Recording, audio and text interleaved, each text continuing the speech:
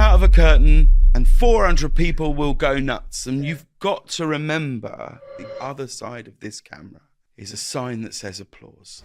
A Tony and Emmy-winning actor. He's on TV screens for 8 years. The man himself, James Corden. I went upstairs and I sat in his room and I just went to him, I need you to know that I haven't changed. I love you more than you'll ever know. And he went. Before we jump into this episode, I'd like to invite you to join this community to hear more interviews that will help you become happier, healthier, and more healed. All I want you to do is click on the subscribe button. I love your support. It's incredible to see all your comments, and we're just getting started. I can't wait to go on this journey with you. Thank you so much for subscribing. It means the world to me. The #1 health and wellness podcast. Jay Shetty. Jay Shetty. The one, the only Jay Shetty. James, it is truly a honor and privilege to have you here today because I have to be honest with you, I've been a huge, huge, huge fan ever since Smithy and Comic Relief.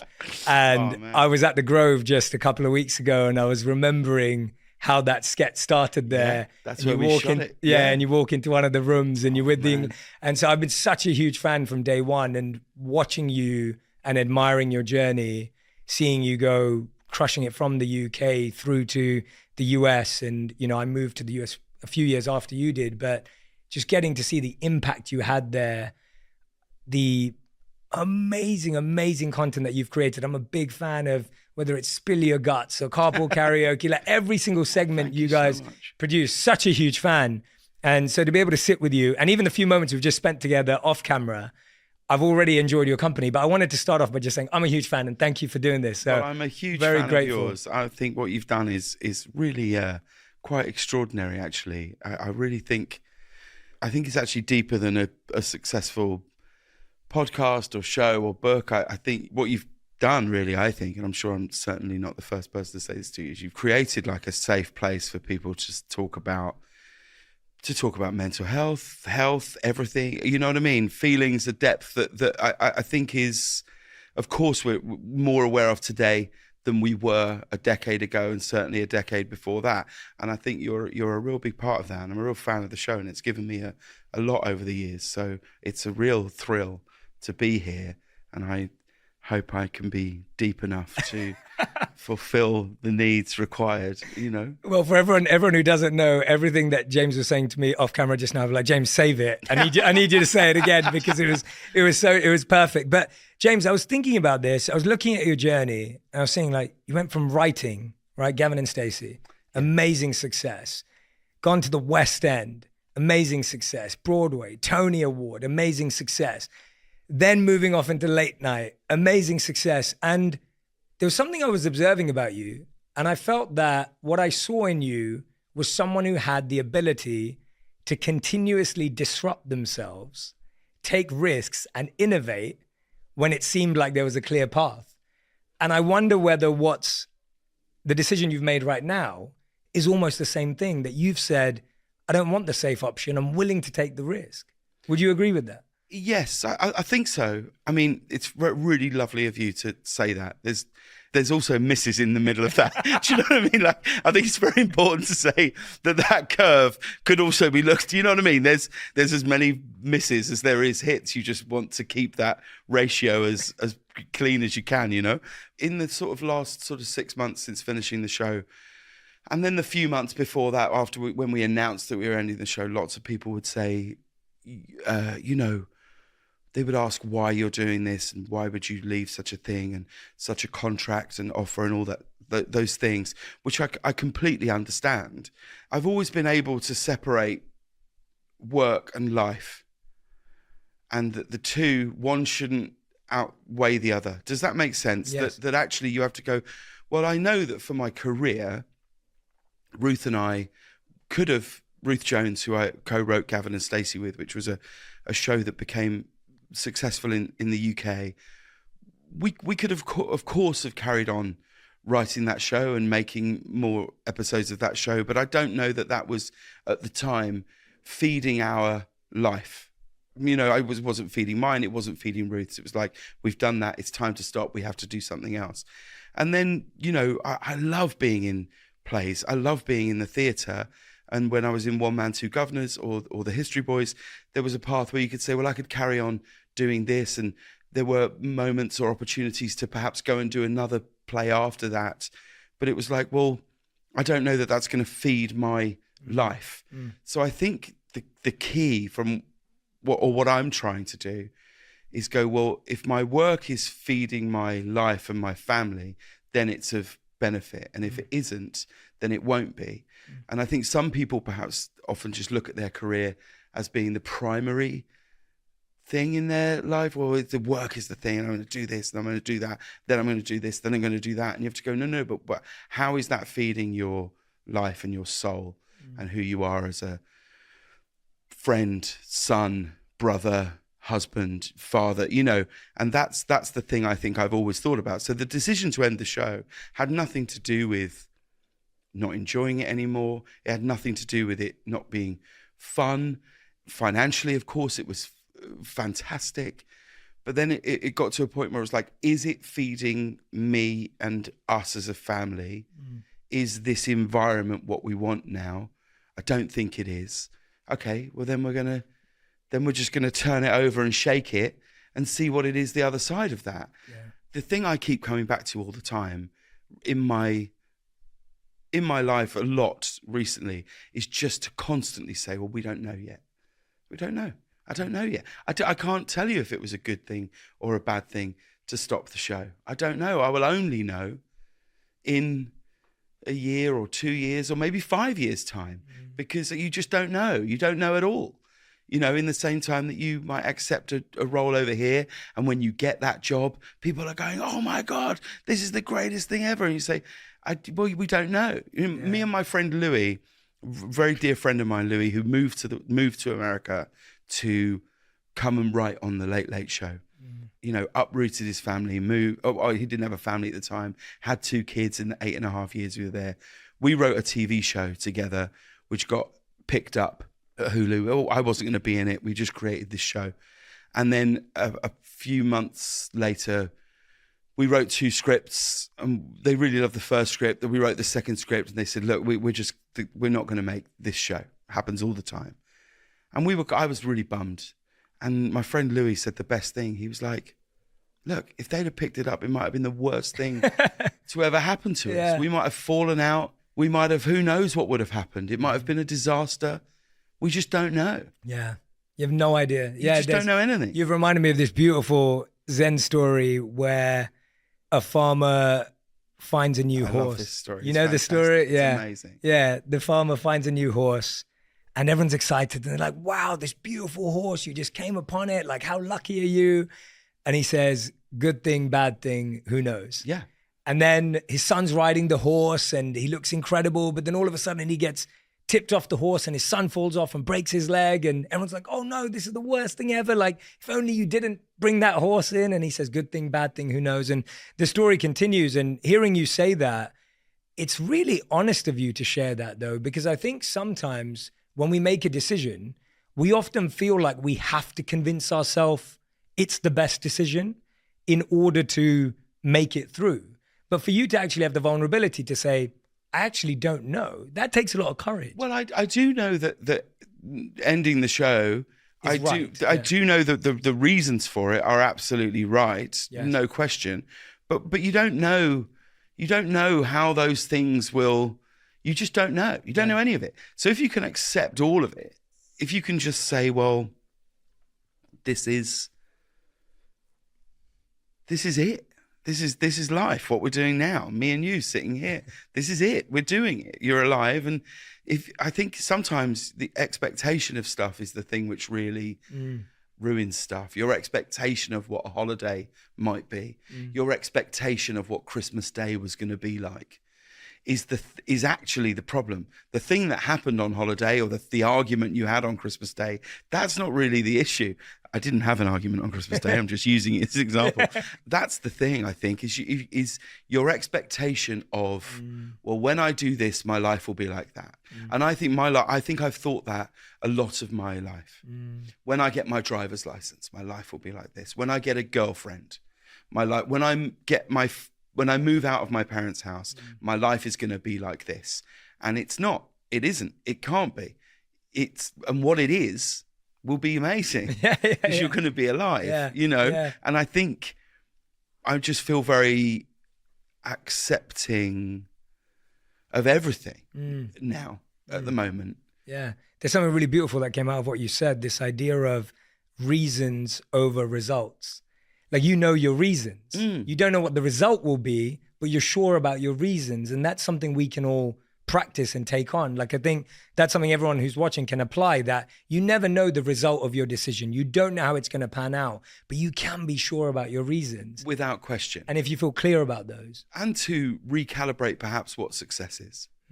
And that's, I think, a big issue in a broader society.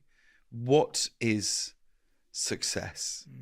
Success is not this amount of money.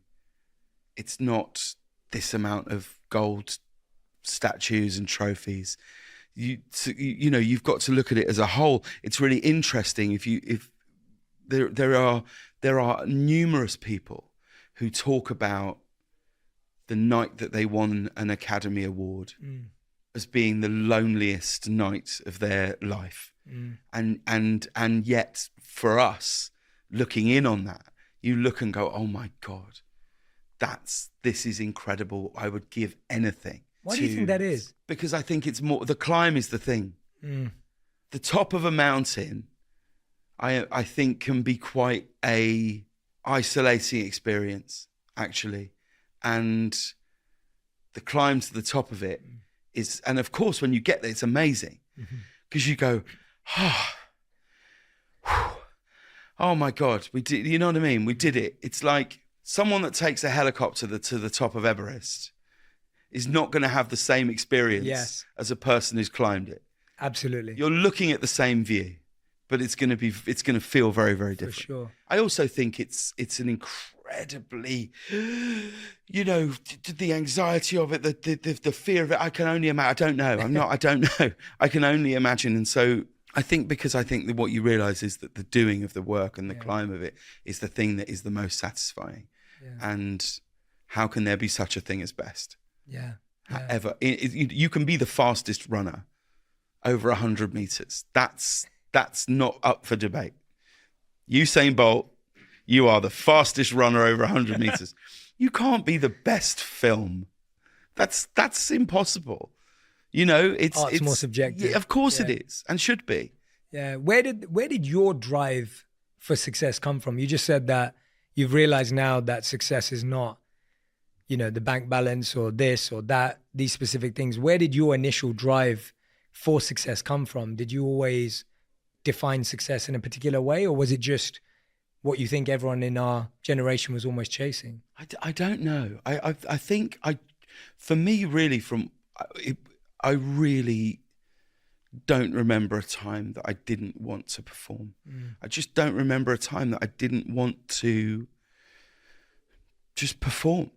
Did you perform at school and at home? I mean, everywhere. I would call it performing. I'm sure some people would call it showing off. My mum would, you know, oscillate between the two, stop showing off. Still, you know, like I loved performing in any shape or form. School play, church, playground. I really, really loved it. Like I can remember so vividly the first time I was ever sort of on what we'd call a stage. So we grew up we were a family that were in the Salvation Army, which is a church that's also a charity. And like any church you're born into, you think that this is completely normal. You know, so true. When you're any church you're born into, and then like whether we would like put on a uniform and my dad would, occasionally march down the road in a brass band, and we would do Christmas caroling, and I would play the trumpet, and you just thought, well, this is just completely normal life. And then you get to about 15 and you're like, guys, this is really weird. But it was essentially a church, and that's what we'd go to. And a church, from what I can really work out now retrospectively, was perhaps full of the least Christian people I've ever met in my life. Like many churches, at its core, good. Infect it with people becomes something very, very different. And so we're in High Wycombe in Buckinghamshire, and my sister was 4. My sister Ruth was 4, and it was her christening. And we were on the platform, which was, to all intents and purposes, looked and felt like a stage to me. And the Salvation Army officer, the vicar, the priest, I couldn't see because I was, quite small. And he said, let's get James a chair. And I stood on this chair, and I could just see there was maybe, 30 people in the congregation. It looked like 1,000. And I just started like pulling these faces and turned around and looked back through my legs and people are chuckling. And I was like, well, this feels fantastic. And then what I really remember is sitting back down in the congregation, and I was sat between my mum and dad, and the person's back is in front of me. And I remember being like, well, this is boring. This isn't nearly as much fun as being up there. And I was 7 at the time. And no, I was 4. And my sister was obviously a newborn. So I was 4. And I remember just thinking, well, that's it now. Life is a quest to be up there as much as possible. Oh, that's beautiful. So I think that's what I always thought success was. Like my absolute ambitions were to be in a West End musical. Yeah, that was it. That was the peak, and literally it was a road away from where we are now at the Prince Edward Theatre, and I was 17 and in a musical, and I honestly, genuinely was like, well, that's it for me. It cannot be greater than this. Yeah. That's where my absolute ambitions were, to be just on a West End stage. That's spectacular. I mean, you said there were misses naturally in the journey that I laid out in the beginning. I wonder, what were some of the most painful or tough misses, whether when you were young or as you got older? What were the ones that you look to and say, I'd love people to know about this or learn about this? Because when you look at it from the outside, it is easy to see hit. But these are the couple that maybe would surprise us. Well, there's things that you do that just naturally aren't very good. That's the first. You know what I mean? There's things that you do and they're not very good. Those things you understand why they didn't connect, because they're not very good. Yeah. And oddly, I don't feel a sort of sense of any disappointment in that, really. Yeah. Do you know what I mean? I don't, because someone asked me once, because I was in that film. I was in that film Cats, right, of the musical Cats, and I haven't seen it, but like by all accounts, not good, and didn't do very well. And someone said to me, "Oh God, do you regret that?" I was like, "No, I'd do it again. I had a great time." Yeah. You have to separate sometimes your own experience and the outcome of a project, because you can do things that do really well, but at that time in your life, it was a disaster. Yeah. Do you know what I mean? Such a good point. And at the same time, you can do stuff which isn't good, but actually you had a really great, you know what I mean? I love that. When we were shooting Cats, we had an afternoon and I sat in this weird green suit with dots on your face with Ian McKellen and Judi Dench. And I wouldn't swap that for anything. Yeah. To literally sit and talk to Sir Ian McKellen and Dame Judi Dench about, I couldn't tell you what we talked about. I couldn't tell you if it and I was like, well, how lucky am I? Yeah. This is extraordinary. Yeah. So I think I did a TV show which came out, I think about maybe just 2 years ago now, or maybe 18 months ago, which was on Amazon, called Mammals, which I was really proud of. And I really hoped that people would find that, and they didn't. That's the only thing that I look at and I think, because it got reviewed well. It's written by, I think, the best living playwright at the moment, you know, or certainly young living playwright, called Jez Butterworth, who wrote like Jerusalem and The Ferryman and Mojo, but then also wrote Skyfall and Spectre and Indiana Jones. Wow. And it was me and Sally Hawkins and Malia Krellian. And that's what I would say, that's the only thing that I go, I wonder what we could have done differently to make people find it. Yeah. But then we don't know yet. Yeah, you don't know. We don't know yet. And you don't know when it's going to take off again. Like, I love hearing about But shows. even if it doesn't, we don't know, you know, who know, you know what I mean? Yeah. Like, you just have to.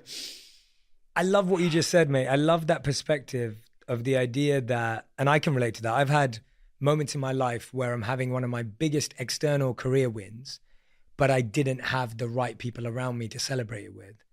And therefore it's not as gratifying or as celebratory, or it's not as meaningful. Whereas you could have had something that externally, like, no one cared, but you had the people around you where you knew what you'd built and you knew what you'd created. And I love that. That resonated so strongly, honestly. Well, also the notion that, I don't know, the way I see it is every single day, your life can get turned over and flipped on its head in a phone call.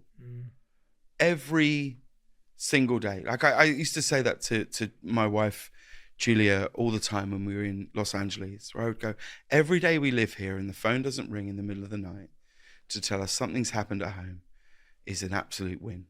It's an absolute win. And you just have to be so aware that those things are coming and those things are real.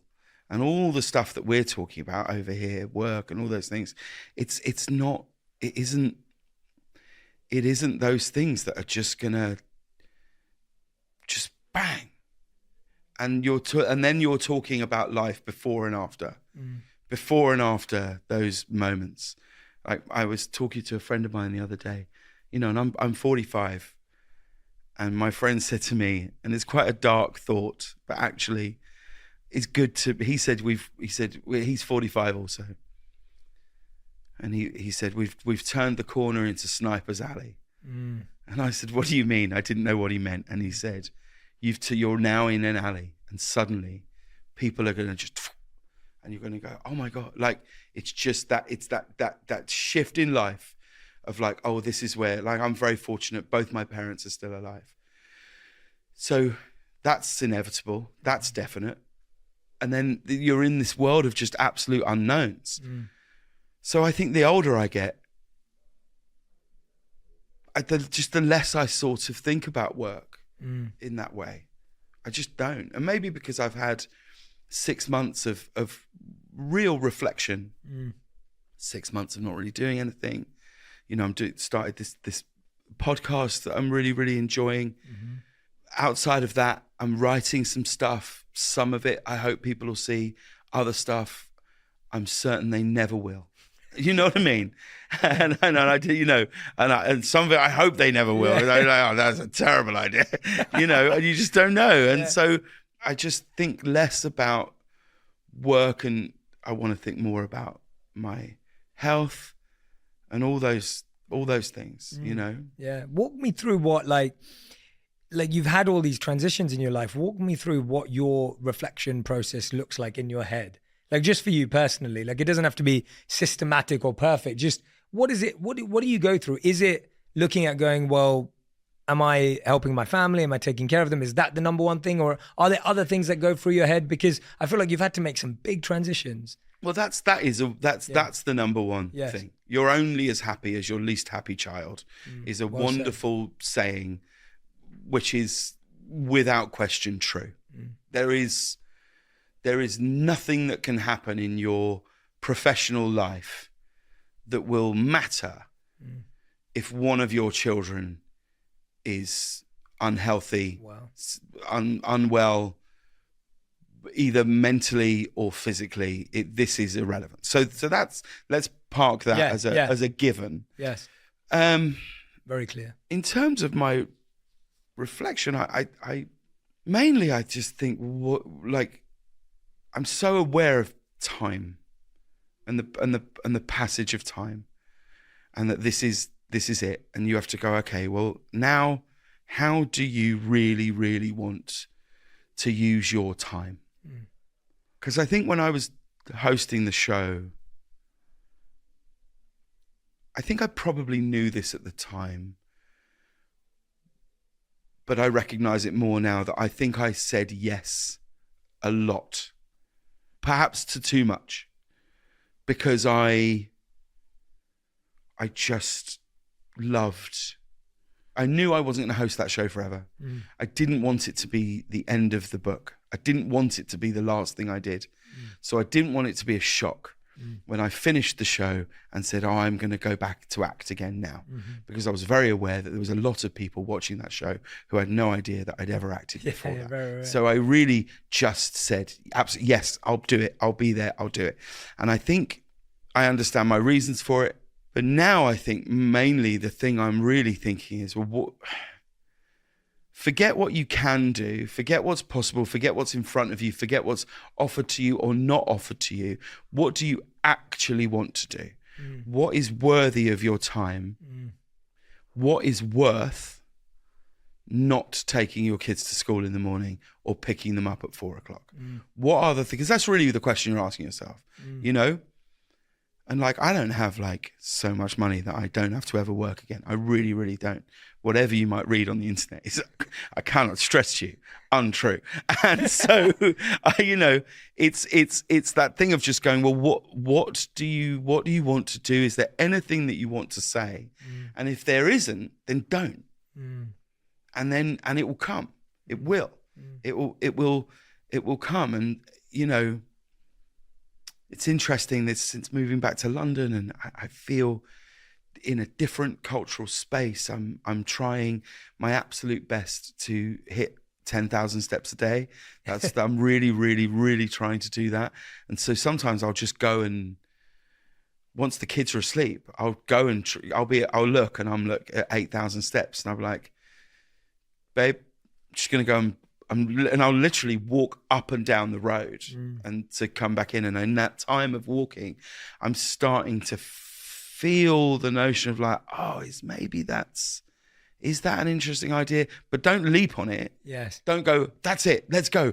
Let's book a flight. Let's pitch it. Is to go, oh, well, let's see if it, almost to treat it like a plant really, and go, we're going to water it for a minute, see if there's something there. And already now I'm like, well, thank God I didn't go and tell someone about that. Have you ever read that thing about doing the thing? Yes. I mean, that's I just look at that almost every day, doing the thing. Just do the thing. Don't talk about doing the thing. Don't tweet about doing the thing. Don't, just do the thing. The doing the thing is the thing. And that's all I'm really trying to do. Yeah. It's fascinating because I find, like, you know, you've been performing, as you said, you love performing when you're a kid. You've been performing for decades now. And it's almost like an identity shift when you stop yourself from performing I'm talking about performing in a play or in a movie or on stage. Like, you're not allowing yourself to do something that feels so pure and true. And I can see it in your eyes when you were talking about it, like, brings you to life. Yeah.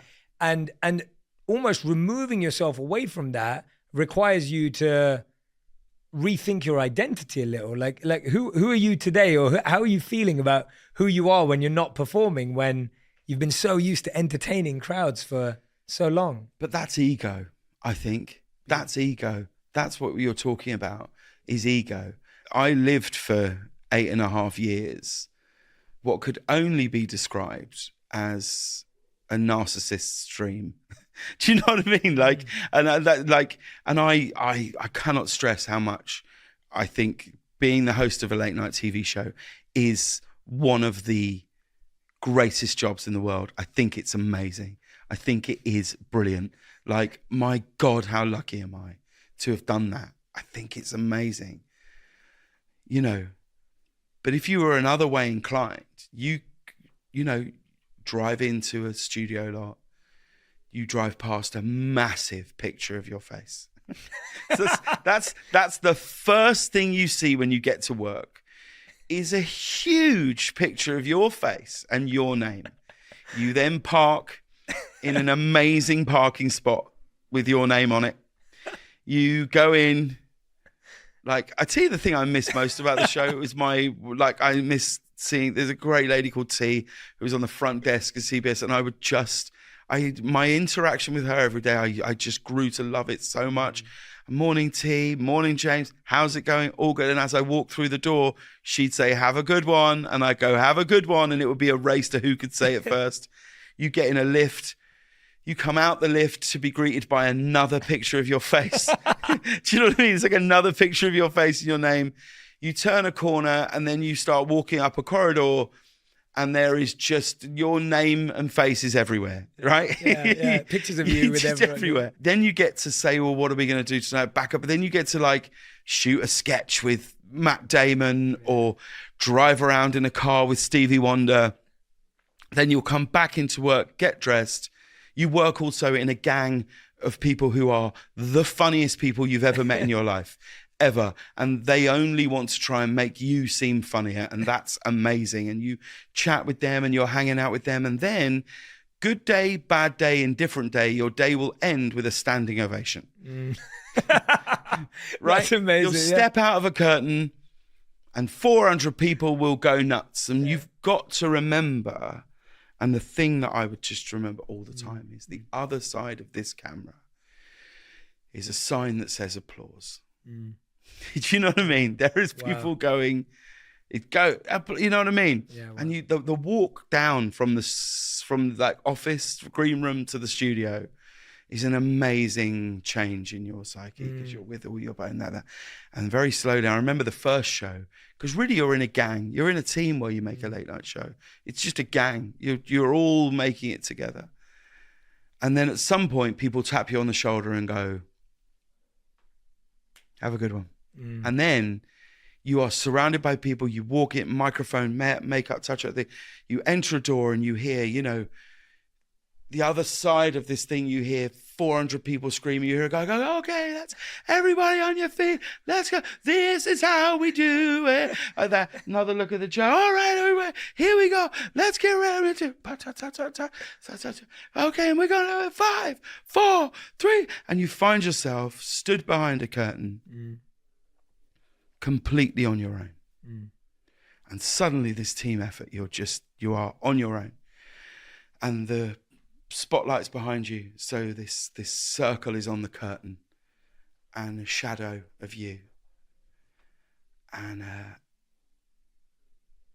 I used to stand there, I'd open my hands, take a breath, I would look and I would say to him, I always have this feeling that my granddad is getting a real kick out of all this. So he is not with me in any spiritual sense. He's just in for the ride of it. I know that he just, he's a jazz musician. He would be like, this is fun, James, and I would open my hands and I would look up and I would say, be with me, just be with me and be here now. And for the next hour, your only job is to enjoy yourself as much as you can. It doesn't matter what's happened all day. It doesn't matter what happens on tomorrow's show. Your only job is to enjoy this right now. And I did. And we did 1,198 shows, I think. And I just loved it. I loved it. So it's a lot to leave behind. It's a lot to walk away from. But I also think this period of silence is so good for me. I'm getting as much or more from this period now. Yeah. Like it's so odd that I used to do that every day. That then even speaking to you now, I'm like, God, I haven't spoken to anybody in this sense. Yes. Since April. I haven't done anything. Yeah. And so it feels odd. You're like, oh man, this is, and the podcast I'm doing, I'm loving because I'm in your chair. Yeah. But even now this feels unnatural. And there is a feeling of like, I don't know what I've got to say. But then you go, but I'm gonna get to meet Jay, so that'll be lovely, you know. Yeah. So, what is life without it? It's great. It's great, I think, because I really, really always knew that this wasn't going to be forever. I always knew I wanted to leave before it ebbed away. I just knew that I wanted to do it and then stop doing it and see if there's something else. And if there isn't, okay, great. Who could wish for more? Do you know what I mean? I guess that's the thing. I look now and I think I don't want any more stuff or fame or all those things. Like, what I'd really love to do is go, I wonder if I've got one more thing to write. I wonder if there's one more thing to say. Like, I wonder if there's just something else. And I don't know yet. What a brilliant way to live. I mean, when you just said that, the idea of I knew that it wasn't going to last forever and I didn't want it to. That's so the opposite of how we're conditioned to think. Most of us are conditioned to believe when you find something good, hold on to it forever. Make sure it lasts forever because you never know. And I love your perspective because I think not only is it healthier for the mind and the ego, it's actually the reality of life, that everything is ephemeral and transient and it will move anyway. Yeah. And so you wanting to hold on to something that isn't yours to control is almost a fool's game anyway. Well, then you're a kid with a balloon. Yeah. Right? And you go and hold, I'm never ever going to let this balloon go. Right? And ignoring for a second the environmental impact of letting a balloon go. Let's talk about it just metaphorically. Yes, you know, yes. that you go, this is my balloon. I'm going to hold this, but I'm never, ever, ever, ever, ever going to let go of this balloon. In fact, I'm going to tie it to my wrist so it can't disappear, because that happened to me once before. And it, you know what I mean? I'm going to just, that's it. And then slowly that balloon will just wilt and it will run out of the thing that made it great. And it will just then it's tied to your wrist and you're dragging it behind you, right? And actually, there's something quite beautiful. And again, environmentally, I'm not encouraging this. We didn't know about this when we were kids. When you let go of a balloon, it's magical. Magical. Look, and then you see it and you're like, oh my God, I used to have that. I used to hold on to that. And look at it now. Look. It's just flowing. Wow. That's amazing. And then you go, well, now I haven't got a balloon. And then you go, well, maybe I'll get another one. Yeah. Maybe there'll be another balloon and maybe it'll be a different shape or it'll be shinier or whatever it is. Like, you've got to be able to let go of stuff to make new things come in. You've got to have the space and the time to encounter something new. A friend of mine, a year ago, maybe less, had his heart broken in the most brutal circumstances. It was his first love, first girlfriend, and they broke up, and he was just not in a good way. And this was his first real, proper, serious girlfriend, certainly the first time he'd been in love before. I just found myself saying to him, I was like, this is great. This is great because you really only understand what love is once your heart's been broken. You understand how tender it is. And I was like, and you understand it now. And you're looking at this all wrong. You get to do it again. You get to do this again.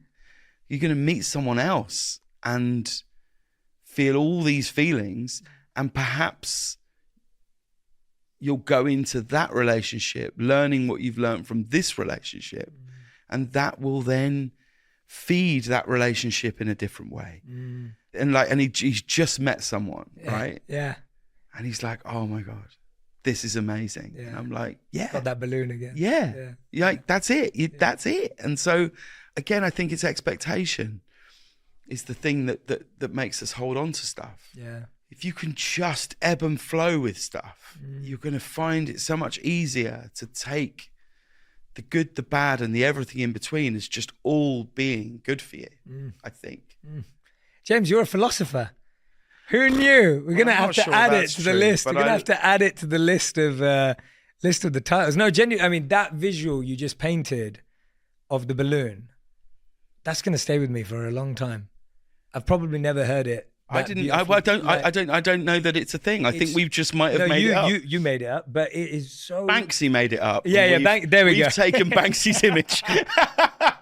No, it's such a beautiful way of sharing that lesson. There's, a Zen saying that says, what's holding you back is what you're holding on to. Yeah. And that's, but that visual that you just painted is so powerful. And even the visual that you painted of saying that you come out to all this rapturous applause and, the hoo-ha and the idea of you coming out into the stage, but you're thinking about the fact that the screen says applause on the other side. Because I think if you don't, it's really dangerous. I think it's really dangerous. Were you conscious of that? And have you been conscious of that the whole time in your career? Because right, not the whole time. When did that become like a real? Because that's Marcus Aurelius' meditations at its best. Marcus Aurelius famously had I don't know this. So Marcus Aurelius, when he would walk around the Roman town square, he had an assistant that would follow him around. And the role of the assistant was that whenever anyone in the town square would say, Marcus Aurelius, you are such an amazing emperor. You are phenomenal. You're incredible. The assistant's only job was to whisper in his ear, you're just a man. You're just a man. Wow. And that sort of practice. And so when you said that, that's the first thing I thought of when you said the applause. I was like, wow, you're living that. I think I've probably fallen into the pitfall of thinking I was more of a dude than I really was quite early-ish in my career. I guess in a way, I think I'm sort of entering phase 3, right? Yeah. If phase 1 was History Boys, writing Gavin and Stacey, phase 2 was going to Broadway to do One Man, Two Governors, everything that came with that, and then ending up hosting a late night TV show. And phase 3 will be whatever this is, and I don't know. I mean, look, I've fallen into all those pitfalls of thinking that you're more of a dude than you really are, thinking any of this is, it's like fame and success, whatever, level of that I kind of have in a way, like it's on the whole a picnic, right? It's great. It's lovely. People come up, they talk about things or to things that they've liked or enjoyed, and certainly being back here in London, it's amazing hearing people talk about like Gavin and Stacey and stuff, which obviously I would never hear in America. And I'm so proud of that show. And I think I've started to think of like, don't confuse the selfie, right? I think for me, I think it's different if you're like Brad Pitt, Harry Styles. Do you know what I mean? Adele. Like, I think that's that's an aura and an orb of fame, which I think is not what I'm talking about now. Whereas I think, on the whole, when people are asking for a selfie with me, it isn't really anything to do with me. I think it's just people go, well, this is going to be good on my story. Right? I do. No, I do. No, I'm not, that is not any faux humor. I genuinely believe that. Yeah. I think people are going, well, he's there. He's only over there.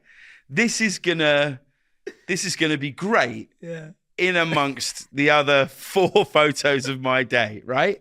And I love taking photos of people. I don't say no. So I used to say no when I was with my kids more, but now they have a bit better understanding of it, and I don't need to hold their hands all the time. So that was my wife was like, you cannot give your attention to someone else when they're that, like, so Charlotte walking past a road, whatever. Like, yeah. So Charlotte's 6. So if I'm out with like, my 2 eldest, it's always a lot easier now, and it's people are really great and cool and lovely. Yeah. But I don't ever in my life go, Look at all these people.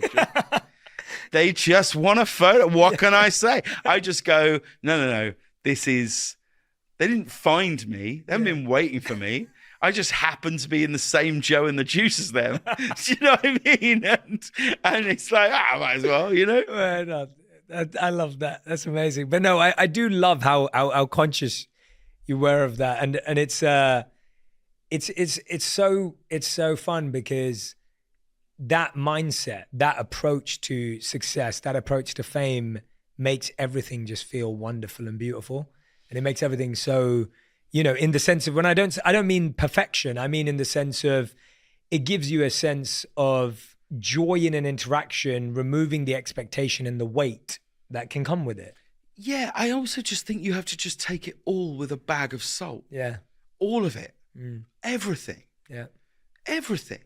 Good, bad. Yeah. You know, if you just can take it with the same bag of salt. Yeah. And distance yourself from it. Mm-hmm. You can just sort of go, well, that's over there. Yeah. That's happening over there. But what's really I'm here. Yeah. And here are my friends and my family and all those things. And also just being so aware of like how lucky you are. Yep. How lucky you are. Yeah. And if you lose sense of that, and I understand when people do, by the way, and I have, you know, at other points in my career and in my life, and I'm not walking around like this every day. Like I have all those same things, right? So this, it's not like I'm sort of floating around like a kind of. I'm really, really not. And a lot of this really is predicated on just how much sleep I get. Yeah. Mate, that's true for all of us. Like, that is it. You know what? I've been on this supplement recently. I was talking to so I'm very into, you know, biohacking and health and all the rest of it. And so I've been testing this supplement that I've been having for the last 30 days. And it's like boosted my mitochondria so much that I can't get to sleep. I have so much energy. And I was telling my doctor, I was like, mate, I really want to sleep. Yeah. Like I enjoy sleep. I'm not someone who sacrifices sleep. I enjoy sleep. Sleep is, and I haven't really been able to sleep because of this one supplement. Do you think that's anything to do with like also jet lag and the time difference? I think there's a bit of that, but right. I've been here for like 30 days now, so I'm like, it should have gone in after a week or two. But I agree with you. Coming from LA to London is the harshest jet lag, right? Because I go from sleeping at 9. Never really get used to it. Oh, it's really rough, and so it could be that, but I feel like. Yeah. Sleep we so rarely, I mean, I think I'm saying rarely talk about it. We probably talk about it more now than we ever have in the last 40 years. But like, sleep is this extraordinary gift. And I think I'm probably more aware of it now because I've got a 12-year-old who seems to think that sleep is some sort of punishment. Do you know what I mean? Like he views sleep as like, why would you do this to me? And like, dude, I don't want to be awake right now, you know? And it's something like in Alan de Botton's new book, yes, please, which I bought for you as a gift. Thank you. I think it's called A Therapeutic Journey. A Therapeutic Journey. Which I bought for you. I don't know if you want to plug other people's books. No, please. No, it's not as good as How to Live Like a Monk. No, Alan de Botton and The School of Life. I'm a big fan. Genius. Fantastic. Genius. Yes, very big fan. And he's got a section in that book where he talks about sleep. And he says, when you've got a newborn baby, you are very, very, your only intention is to put this child into a routine and make sure that they sleep at the right time for the right amount of time. So therefore you feed it the right food to make sure it's because if you don't get the right sleep, they are going to be awful tomorrow. And then at some point, we just decide, well, I don't need to do that. That's only for a baby. Yeah. I can sit with my phone at midnight, just looking at a stream of 30-second videos to then carry to not sleep and imagine that I'm going to be okay tomorrow. And I find that sleep is just like this gift. Oh, tell me about it. And the better sleep I have, that without question, in every facet of my life, I'm better. Yeah. Like I'm really thinking about. You don't drink, right? No, I haven't. So Oh, how long have you not drunk? I would say, how old am I? Like maybe 18 years or something. Right, but did you ever? Right, okay. Yes. Not an alcohol. I was never an alcoholic, but I drank socially, enjoyed it, had Sure. fun, loved drinking games. Okay. Used to hang out with the lads and go So down. you're the pub. about where Yeah. I am. So I really, Yeah. I very rarely drink at home. I never really get in and go, I'm going to have a glass of wine or a gin and tonic. But if I go out, Yes. and if I'm out, I'm like, I love the feeling of being 3.5 drinks in. Yeah. Between 3 and 6, I am. Look at Raj's face. He knows what I'm talking about. I can feel it in my knees and I love it, right? Yeah. And now as I've got older, I'm just really I'm going to really try to just stop doing that. Like with no great declaration. I am. Yeah. I just am really, really going to try not to do that because my friend, a good friend of mine, my friend Jez, I spoke to him about it and I was like, how did you just manage to did you just stop doing this? And he said something to me, and I think you'll really like this. He said, I started asking myself, and I do think this changes post probably like 37, 38. It starts to change in your body. And he said, I started to ask myself, how much of tomorrow do I want to borrow? All I'm doing now by drinking is borrowing from tomorrow. Wow. Right? It's like you're going to a cash point. Yeah. You're going to a cash point and you're going, I'm going to withdraw 3 hours from tomorrow that I will be useless. And then probably if I just borrow 3 hours around about noon or 1, I'll start to feel okay. Yeah. So I'm borrowing from tomorrow. Wow. And how many hours do you want to borrow? And sometimes you borrow a day. Yeah. And then the only way you think you can rescue that day is to go, let's have another one. You know? Yeah. And I thought that was a really, Really amazing powerful, way yeah. of looking at it. And so my intention is to really try and not do that. I just want to try and just be healthier. I don't even sort of think about weight loss anymore. I've done that so many times in my life. Just made so many like decisions of just, right, this is it. I'm not going to go, well, why don't you change that? Because that isn't working. Why don't you just only try and do what is healthy and see how that impacts your frame? Yes. You know? Yeah. No, I like that approach. I mean, I think it's natural when we're recording this, it's like New Year's resolutions and start of the year and all that kind of stuff. And I think all of us know that about 80% of us drop off by the end of January. By February, we're not practicing this New Year's resolution, this massive commitment we made. And it's almost because we go from this huge extreme from being indulgent in December to trying to be hyper intentional in January. Yeah. And trying to go from one extreme to the other. And none of us can hack that. It doesn't work. Well, a friend of mine said a really good thing to me. My friend Simon said to me, he said, you need to stop going on a diet. Because my weight has gone up and down. I can see it in too many videos on YouTube. Like where I was up, where I was down. I used to have like 3 sets of suits. Lauren Shapiro, who was our wardrobe designer on the show, who I am now saying, as I said it out loud, would have hated hearing her name on your podcast.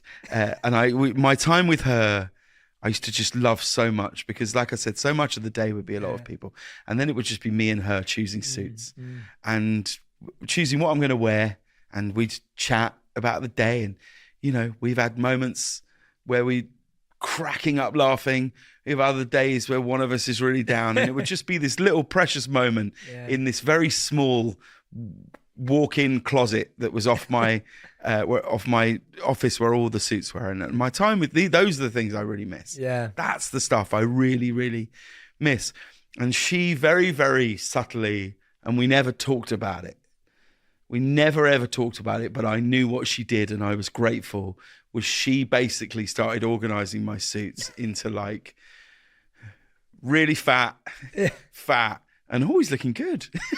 You could see. And she would just... You always look good, mate. But she would just very, very in the just... And I would go, and then it just became a thing where I'd be like, I think we're, particularly if we came off a hiatus or a go away and just, okay, I think we're going to be, and she'd be like, and we'd never really speak about it. But my friend Simon said, you need to stop going on a diet. I said, what do you mean? He said, you've got to stop.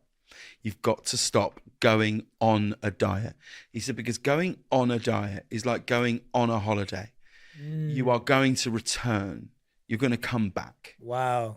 That's he said, good. if you go on a diet, what you're saying is this is short term. He said, you need to just go, this is how I live now. That's good. And this is it.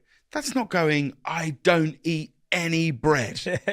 No. In moderation, it's probably good for you to eat certain types of bread, but that's it. And don't just stop this thing of being like, oh guys, I'm on a diet. Yeah. And he was like, and stop broadcasting. Stop saying it. Just stop saying it. Just go, this is what I'm going to do. I'm going to try and exercise like this. I'm going to try and walk like I'm trying to do. And just be like, no, I'm going to eat this. And don't be like, well, I want to be down 20 pounds in 35 days. Like, because you've done that. Yeah. And you know how that plays out. Yeah. Don't go on something. That's just good. Change something. That's good. I like that. Yeah, on a diet, on a holiday. That's good. That's strong. You've got some wise friends, James. I do. There's a lot of good. There's a lot of great advice. Are these really friends do. for like life? Are these friends recently? Some of my friends, Simon, I've known probably about nine years, and then I have like friends who I've known for 35 years. You know what I mean? Like, what's it taking to keep those? Because I find like I've been talking to a lot of my male friends about this recently, and this idea of, do you have a friend that you could call in the middle of the night and they would pick up, they would turn up, they would be there? Because if you have one of those friends, that's pretty rare and pretty incredible, especially as men. I find sometimes it's almost harder to have those vulnerable relationships, but you seem to be having a lot of open, vulnerable, healthy conversations with men in your life. But I think it's easier now. I think it's easier now than it used to be. Right. I hope we're going to move into a generation of men. And I think you and your show is responsible for that. I think just the ability to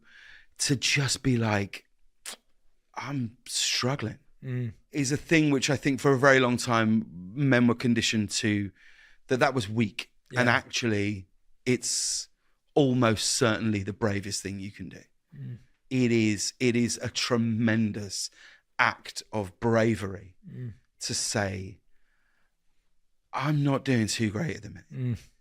And as soon as those words leave your mouth, I reckon 20% of those things have gone.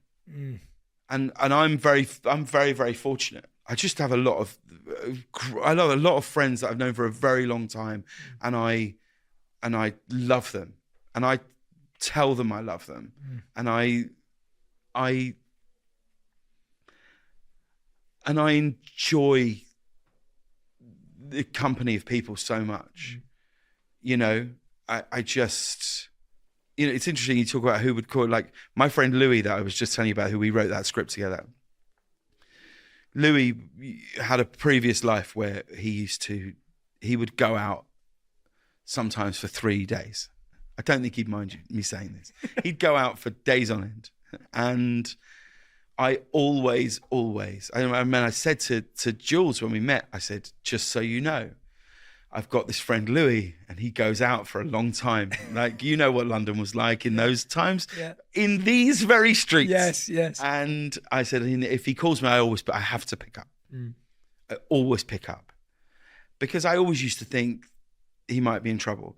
This resulted in some of the funniest things I've ever heard, right? Him calling me at 2, 3, 4, 5 in the morning resulted in some of the funniest things I've ever heard. Yeah. And so that's why I'd say to anybody who doesn't pick up the phone to a friend in the night, it might not always be bad. Yeah. It might be so. He called me once. I think it's okay to tell you this. He called me once, and it's like for 3:30 in the morning. said, hey man, are you okay? And he went, and he's drunk. And he went, I'm going to tell you something now and it's a fact. I went, what? He went, it's a fact. I went, sorry? He went, what I am about to tell you is a fact. It is a fact of life. And I would like to share it with you. I said, okay, there's 3:45 in the morning. He's like, it is a fact, James, that I have never and will never see the Jersey Boys. Goodbye. And hung up the phone. Go on, and you're like, oh, he's okay. That's brilliant. And so, I love yeah, that. I don't know. I think friendship is, I think it's sort of everything, isn't it? Yeah. Like it's, I cherish it so much. I also think, with kids, it's really important for them to see you with friends. Yes. To not separate those things, to involve your friends with your children and your children with your friends, because I'm really aware that like my son's 12 and like he's right now, like we just get on great. We get on so well. Yeah. So we get on so well. It's beautiful, and I'm so aware that is about to change because that is just nature. Yeah.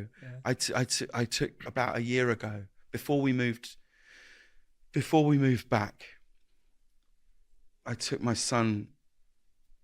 I can't even remember what happened. But he was kind of stroppy, and he stomped upstairs. He's really not that kind of boy, but he did. And I went upstairs and I sat in his room. And I just went to him. I said, can I ask you some questions? And he was quite taken aback because he thought I was going to go, what was that about? And I went, can I ask you some questions? And he went, yeah. I said, do you think I love you? And he went, yeah. I said, do you think I would ever do anything to intentionally hurt or upset you? He said, no. I said, and do you think in the 11 years that you've been on earth, do you think I've changed dramatically? He went, no. I went, well done. You scored 100%. They are all the right answers. I said, and I'm telling you this because over the next few years, there are going to be points you are going to think I don't love you. You are going to think I am intentionally trying to hurt or upset you. And you're going to think that I've changed. And I need you to remember this, that I haven't changed. Wow. We haven't changed. You've changed, and you need to. And you have to. And you are going to go through immeasurable changes in your life and body. And all we are trying to do, me, your mum, your sisters, and it's going to happen to them too, are just trying to help you navigate these bumps that are going to come your way and these changes, both mental and physical, that are happening for you. But I need you to know that I haven't changed. I'm never trying to intentionally hurt you or upset you. And I love you. I love you more than you'll ever know. And he went, I think we should have some sort of code word so I remember this. And so we came up with some silly code word that I would just say to him, like, do you remember? Yeah. And he'd be like, oh yeah, you haven't changed. I was like, my hair hasn't changed, dude. I got the same hairstyle that I had when I was 18 years old, Oh, man, I got chills. That was, yeah. And I really feel that with friendship, that I'm so painfully aware that there's going to come a point where the influences that aren't me are going to become bigger on my children for a moment. And so if I can make sure that those other people that they look to are people who are aligned with how I feel, then it's going to be great, And sometimes they're going to take advice from dad's friend more than they are from dad. They are going to seek it. Yeah. They're going to absolutely seek those other role models. Yes. Particularly boys. Yeah. I think that's right. Is that right? I think feel that's like right. that. Yeah, I feel like yeah. that. I don't know if that's completely right, but I do think that there is Feels right. perhaps more of a thing between boys and dads, and it's such a strange thing. It's so odd, Yeah, I remember. So you wouldn't know this because we didn't know each other then, but I became friendly with James Longman on your team years ago. Yes. And so Longers had invited me to come and watch the show. This is when I first moved to LA. When I first moved there. So this was like 5 years ago. Oh my God. Yeah, and I got to come, and he's wonderful, obviously. He's the greatest. And so he showed me around. I got to see all the rooms and the green rooms and everything. He just gave me the best tour ever. He's great. Took me to the photo wall. I got to put up a fake photo of myself on the wall as if I'd been on the show. All of it. It was really sweet. And we didn't know each other at all then, of course. And I didn't know anyone else apart from him. And I was just really excited to be there because I was such a fan of the show.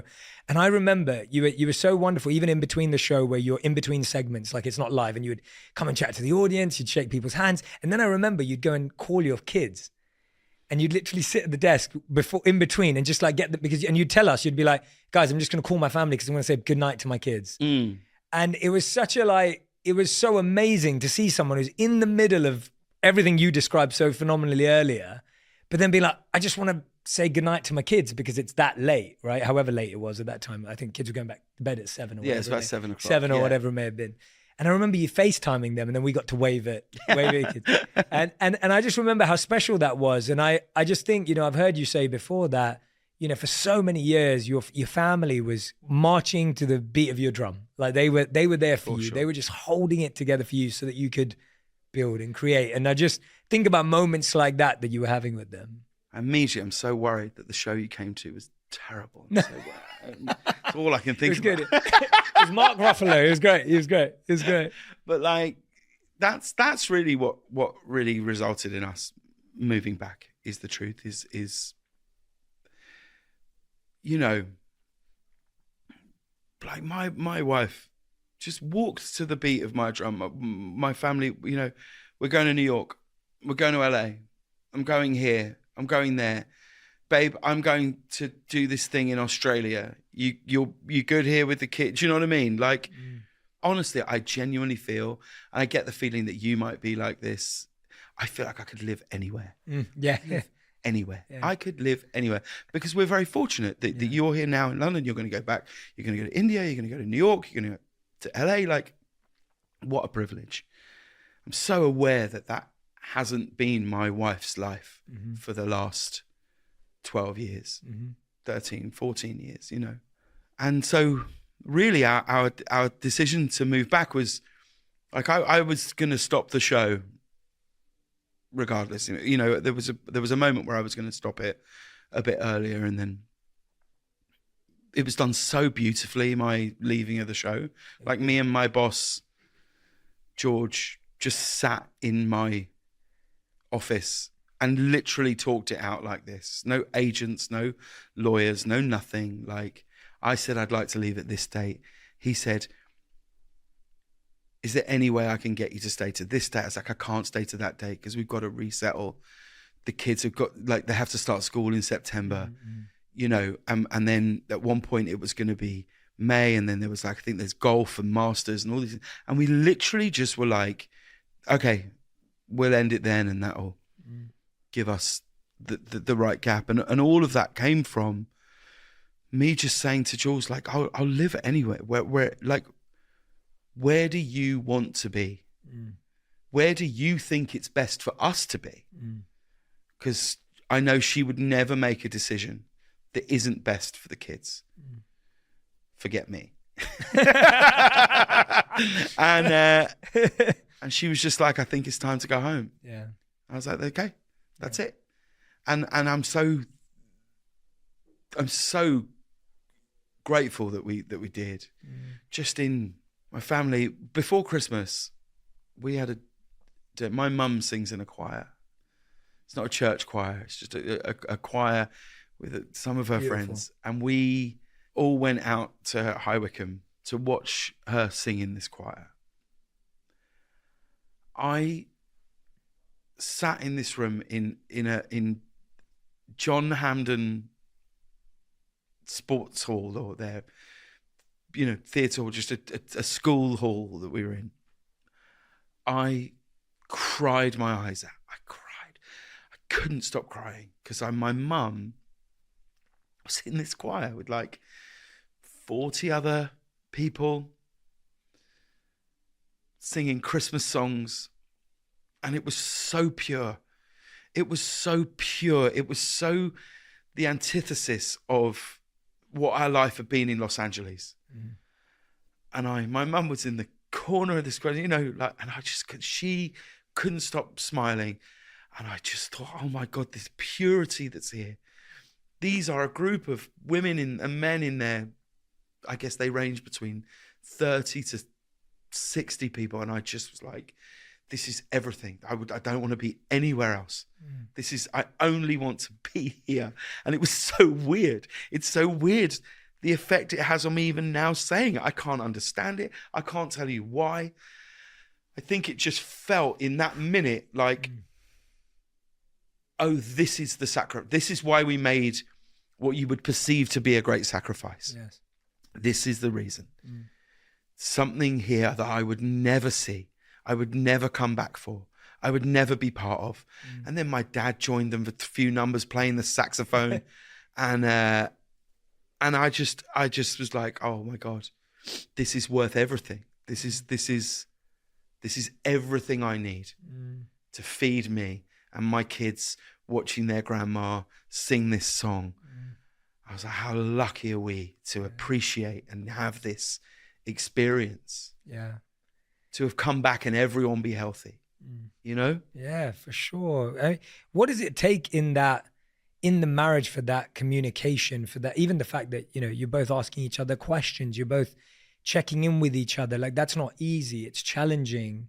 Yeah. Like, what is that taken, like, from both of you to really be able to make those big decisions together? It's taken me learning from my wife. That's it. Like, she, I think, has always known and always figured out how to communicate, how to do this. Wow. And I think I've been terrible at it. I think I've been rubbish at it.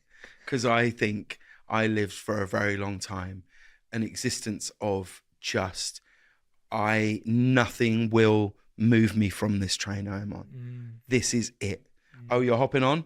Great. But this is the thing. And actually you then realize that isn't the case. I mean, we don't argue very much. We really, really try to talk in the day, right? To not make it the last thing we do. Even if you are going to bed with like, what are they? Yeah, and it's more her than me. And she's like, well, I can talk to you about that tomorrow. You know what I mean? But it's so much better than going to bed, going to sleep. Just don't go to sleep on an argument. Yeah. That's the first thing. And I think I learnt quite probably halfway through our marriage that actually, if all you're doing, and this is an almost impossible thing to do, but if you're at least trying to, you're pretty much there. If you're going, well, if all you're trying to do is meet your partner's needs, then all yours in turn will be met. They just will. Like, how many times do we hear? It's funny. We had a friend of ours, or a friend of my wife's. They're friends of ours, but if we ever broke up, she'd get her. You know what I mean? Man, now you've got me thinking about all our friends. Divide it up. Yeah, it's quite a fun game. I think my wife's going to take. It's quite a fun game, but and she was saying this a few years ago now. She was like, "Oh, he just never does anything for me.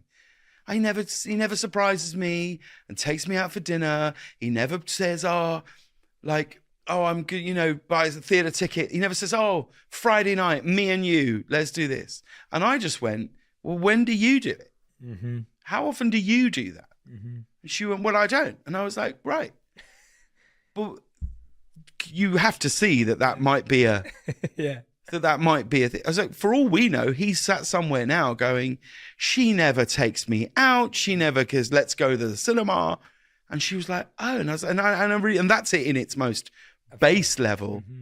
I think that's probably the thing I've learned the most. Yeah. I love hearing about your relationships and the way you talk about your relationships. Obviously, this whole shift in your life is because of your relationships. And so it's so wonderful to hear about it. And you were giving me credit earlier for, hopefully changing conversations around masculinity. But I think you did that very much so as well with your bromance comic relief videos with David Beckham. And I'd always appreciate those when they came out. And I know you guys have a real bromance, but seeing it on screen was always a real treat. Whether you're doing the Calvin Klein ads together or whether, or doing each other's nails or whatever it was. It was so funny. And you went to the premiere recently of his documentary, which I thought was just it's brilliant. Phenomenal. I read Bex's autobiography when I was like 15 or something, and it was life-changing. I loved it. And getting to watch the doc was obviously reliving it again. Oh, I mean, what a story. What a story, right? Just the whole thing. When I watched it, it really, really reminded me. Have you ever watched Aaron Sorkin's commencement speech at Syracuse University? I have not. No, I have not. Me saying, when I get my driver's license, my life will be like this. He actually says that in that speech. He talks about that, and I think that was the first time I realized that, like, oh, that's what I have always done. His commencement speech at Syracuse University is brilliant. Okay, I have to watch as you it. can imagine, it's just so brilliantly written, Yeah. and he delivers it. It's exceptional. It's my favorite thing to watch on YouTube is people's commencement addresses, and his is particularly good. And I would urge anybody to go and look at it. I use it. I quote it. It's fed into me, And he says a brilliant line, and it really came to the forefront of my mind watching the Beckham documentary, where he says, "The world doesn't care how many times you get knocked down, so long as it's one less than the amount of times you get back up again." And that's what I think the Beckham doc is. Yeah. It is a story of a man who just doesn't stop. He just gets back up and he carries on. And that's what it's about. You could say it's about the first sportsman to become a global brand and icon. You could talk about it's the first family to have become, perhaps in Britain, outside of the royal family, a family of intrigue and interest. You could say it's a story about fame and sport. It's not. I think it's a story of someone who just kept going through adversity, through challenges, just got up and carried on. And that's why I think it's resonated so much with people. Because it's interesting. I don't know if you found this, but like, it's interesting being British and watching it. Yes. So then, because people in America are like, I had no idea. No idea. Oh my God. Those soccer fans, the way they were with him. And you're like, yeah, no, I know. Yeah. I remember the effigy, but and then Greece, and that's where sport though can transcend everything. It's why I think sport and music, I think sports stars and musicians I think their fame is so different to actors and performers and hosts and writers. And I think their fame is something different because they give you moments. They give you moments in and really what I put those moments down to is they made you feel less alone. That's actually what it is. It's why our relationship with singers and recording artists is so personal, because I was in this play called The History Boys, and it was written by Alan Bennett, and there was a speech that Richard Griffiths used to deliver every night, and he'd say, the best moments in poetry are when you think a thought or a feeling is particular to you. And then suddenly someone who is long dead, will never meet. No, he says someone who you will never meet, perhaps even long dead, has written down the very thing you're feeling. And it's like a hand has reached out and taken yours. And it says to you, you're not on your own. You're not on your own. There's a great bit in a John Lennon documentary where there's a guy saying to John Lennon, that song you wrote, but it's, that was about me. It's about me. That's how I am. And John Lennon's going, they're just songs. They're just songs. It isn't that. And he's going, no, but it is. You wrote that about me because you can't know how I felt. And so I think suddenly you feel very alone. You hear something and you realize you're not. And then I think sport, when David Beckham curled that free kick in the top corner, which when we qualified for the World Cup, it did not matter Tory, Conservative, Republican, Democrat, left, right, all the stuff, the divisions, everything, suddenly, and you're hugging people you don't know, you've never met, and you're brought together and you're not alone anymore.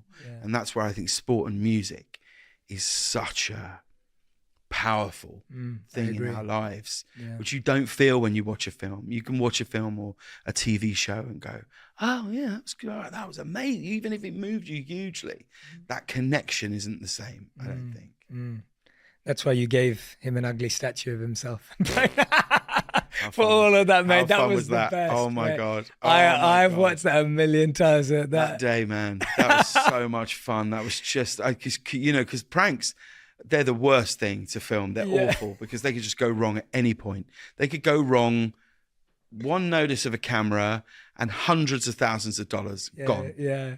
And my God, that day just worked out in the best way. It was, it's so good. If good. Anyone's not seen it, it's so good. Like if you watch the doc and you love David Beckham and you love what James does, you have to go and see it. It's just, you made the ugliest statue. Well, I had the idea. One of the best looking men. Well, I had the idea because do you remember the real Ronaldo one? Yeah. Do you remember that? Oh, yeah. So then it was like, I remember going into Ben's office and going, because I think if they hadn't done that with Ronaldo in real life, I don't think David would have believed it. Right, yeah. But it was because it happened in real life with Cristiano Ronaldo that we were like, oh, hang on, we could do this. Wow. And I never thought it would work as well as it did. Yeah. And credit, I have to say, to the actors in that sketch. I mean, just brilliant. Yeah. Pitch perfect.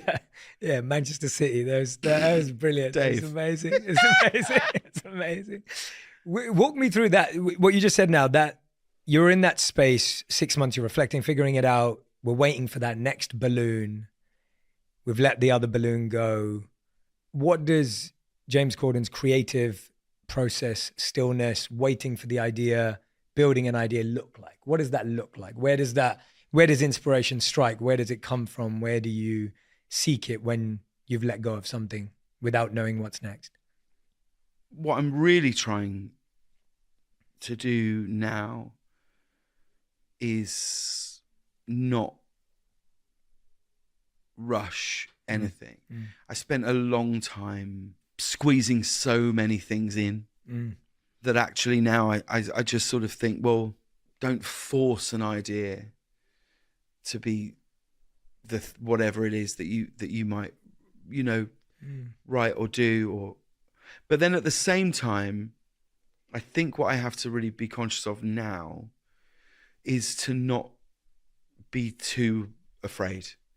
To not be too scared to do anything, because I think I've been so enjoying this feeling of not being on TV every day and putting out content on whether it's YouTube or social. I'm so aware of how much was just being pushed out all the time, and that can come with so much stuff. Totally. It's good to sit and wait, but then don't be scared to do it. Don't be scared of the failure of it. I've only took a screen grab. Sure. I think it's the guy who's the new CEO of Vans shoes. Yes. Okay. I think. Okay. We used to work at Logitech, and it says here, I've just got the screen grab, which he ran for a decade, and he penned a Dr. Seuss-like poem titled The Secret to Success, Avoid It. It reads in part, success makes you fearful of losing your place. of gambling with stature, of losing your face. And there is an element of that, which I feel absolutely. of like, well, there's a very, very, very real chance that you do something and it's shit. You know? And all the greats have had that. They've all done that. Oh my God. But I think that's why I was so keen to, even in this period, to make this podcast called This Life of Mine, to like go, well, no, I know what this is. Like this idea of this podcast is an idea I had when I was 16 and I wrote it out. Wow. I love that. I wrote it out and it was called Planet Lovely. That's what Better name now. It's called Planet Lovely. Because do you remember there used to be a TV show on TV on BBC Two when we were growing up called Room 101? Yeah, of course. So Room 101 was a show where people would take things they hated in life and they would put them into Room 101 and they'd be gone forever. It was a really funny show. It was a brilliant show and premise. And I was like 16. I was like, well, this is great. But wouldn't it be brilliant to make a show which is just people talking about things that they love and things that are really significant in their life? Beautiful. And I wrote this like thing, this Planet Lovely. It's not called Planet Lovely anymore. I This Life of came Mine. to the decision that that's a not great title. But I was like, why don't we just have people talk about things that are significant in their life, whether it's a film, a place, a person, a memory, a possession, a song, and I really, really wanted to do it. So I was like, can I create something in a completely different medium that feels almost the antithesis of what the Late Late Show was? It's completely different. It's calm and it's quiet and it's soft and it's people talking about things that they love or that were moments in their life. And like some of the stuff that we've heard has just been great. So I've really loved that creativity. I love the creativity of just, like we're going to put this on Sirius XM and hopefully people find it 100%. and hopefully it'll be just a piece of joy. It'll be a warm hug on a Sunday afternoon. And that would be a lovely thing to put out into the world. But that's a sort of gestation period of 30 years.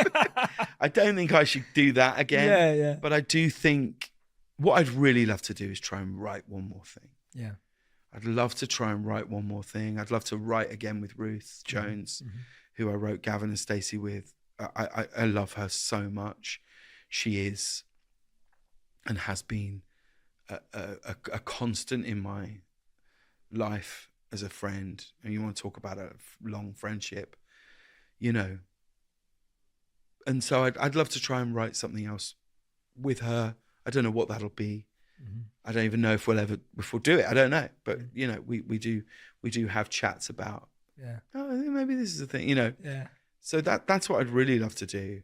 It's just, have you listened to Bradley Cooper talk about making Maestro? I did recently, where he really just made a decision to give himself over entirely for 3 years to that project, to just go, well, what does it feel like actually to not move from one thing to the next, to be here, there, doing this, doing that? What does it feel like to just give myself over in every way?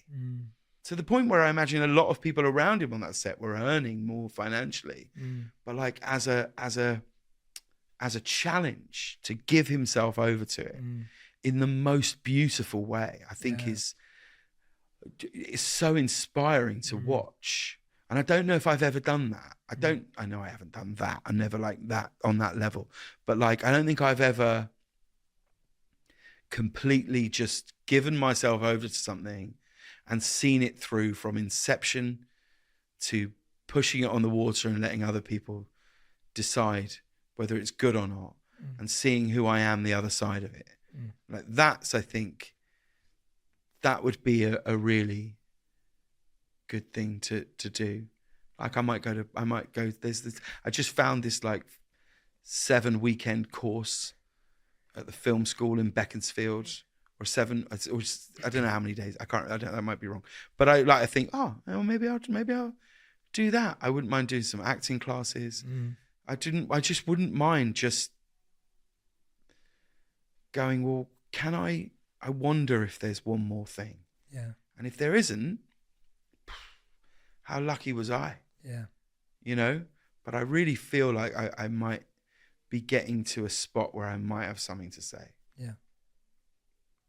James, you're very unique and extremely thoughtful and conscious and so honest and genuine. It's been such a treat talking to you, honestly, like genuinely just sitting with you. And I know that I'm listening to an actual stream of consciousness more than curated answers. And, you know, it's really powerful. It's been really, really special. And I want to thank you for giving me this space, holding this space and trusting me with it.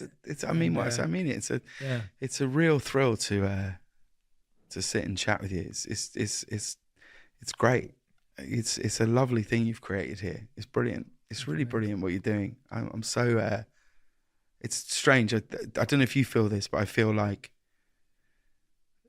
there's a strange thing with like Brits that go to America, because it's only like, there's only a handful of us who know how hard it is and how vast that is. So like when I look at your stuff and I see the things that you're putting out, and like I think I walked past like a huge billboard of you the other week, and I was like, and I don't know, we'd never met, but we have friends in common, and I was like, yeah. I was like, go on, boy. Yeah.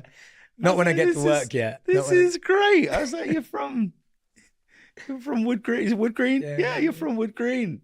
Look at him. I'm very proud of you, with no reason to be. No, mate, I appreciate it. And, you know, offline today and online, you've given me a lot of mentorship and coaching that I'll take on and I'll practice in my life. Honestly, you've left me with some really thoughtful pieces of insight. But we end every show with a final 5. And these are the fast 5, which are answered in 1 word to 1 sentence maximum. Of course. And I'll ruin that rule every time because you give such wonderful answers. But we'll try. We'll start absolutely there. We'll try. Start there. Yeah. So, James, these are your fast 5. First question is, what is the best advice you've ever heard or received? To ask yourself, is this of my concern? Right? I'm going to break it already, but I really think that phrase is one of the most important things you can hang on to, is to just go, there's a great power in being able to say, that's none of my concern. It's more polite than saying I don't care. It's more truthful than saying it's nothing to do with me. Because sometimes it will be to do with you. Mm-hmm. But is it of your concern? Do you need to engage with it? You just go, oh, sorry, what was that? Someone say something? Think about it. Oh, that's none of my concern. And carry on. I love that. Super powerful. Okay, question number 2. What is the worst piece of advice you've ever heard or received? Oh, jeez. Oh, God. It's weird, you know. I think just do it, right? Yeah. The Nike, if you're in America, and the Nike, if you're in England, Britain, I think just do it is a brilliant slogan, right? I think it's one of the most powerful slogans in the world. Yeah. And what makes it so powerful is the full stop, is the period. Just do it, right? Just do it. Great. But that can really have other connotations. So I would say don't just do it. Yeah. Ask whether you want to do it. And do you really want to do it? Yeah. And then do it. Like I love how you just went up against the greatest slogan of all time. I do think it's a masterpiece. Yeah. I just sometimes think, because it's like, you know, I would say like, you know, crystal meth. Don't just do it. Don't just do it. Yeah. Really don't just do it. Yeah, I love it. Now the new one, when we're going walking past the Nike store in England, it's going to be, do you really want to do it? Yeah. Ask yourself, seriously, do you really want to do it? And if the answer's yes, just do it. I love it. I'm looking forward to seeing that billboard with you on it. It's not as snappy. No, I don't know if it will really...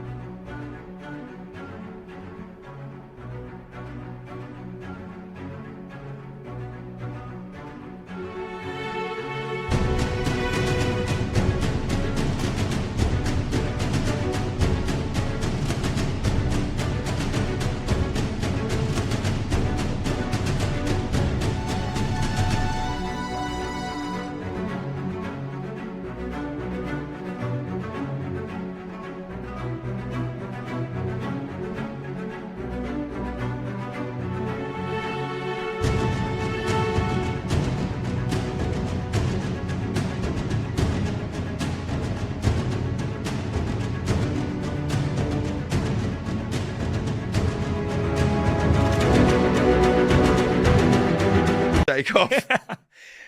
Question number 3. How would you define your current purpose? I think my current purpose is to let it be and accept whatever it is. And that's not work. That's life. Accept all of it. Don't get caught up in what you thought something should be. Just accept what it is and realize how incredibly amazing it is to just be alive. Brilliant. Question number 4. What does it feel like when Tom Cruise says to you, your life is more valuable than his? Feels like a lie, Jay.